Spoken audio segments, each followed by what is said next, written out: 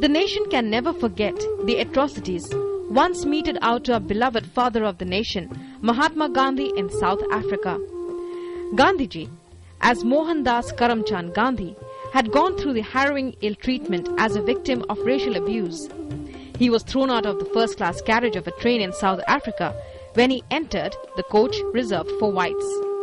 He was barred from lodging in hotels merely for being a non-white. The magistrate of a Durban court had also ordered Bapu to remove his turban, something he had clearly refused to do. A visit to the archives of history reveals many such chilling stories of racial abuse experienced everywhere, all across the globe till recent times. Nelson Mandela, anti-apartheid crusader, spent one-third of his life in prison, fighting the most inhuman evil, racial discrimination.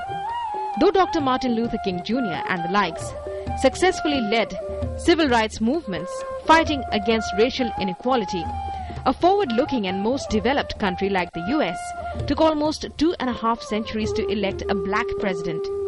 It appears the hard-fought American War of Independence could not bring freedom for the suffering lots who had been subject to racial discrimination for centuries. This illustration is just one indicator of the prevailing mindsets all across the globe. Racial abuse exists in one form or the other, despite the country's own ordeal of fighting colonial or racial elements. Proclaiming the day in 1966, the General Assembly called on the international community to redouble its efforts to eliminate all forms of racial discrimination.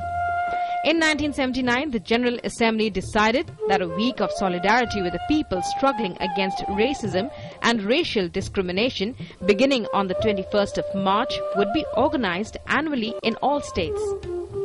However, what is required is not just stringent laws and customary observances, but an absolute transformation in mindsets, so that a sense of brotherhood and oneness develops in every human being, barring geographical barriers.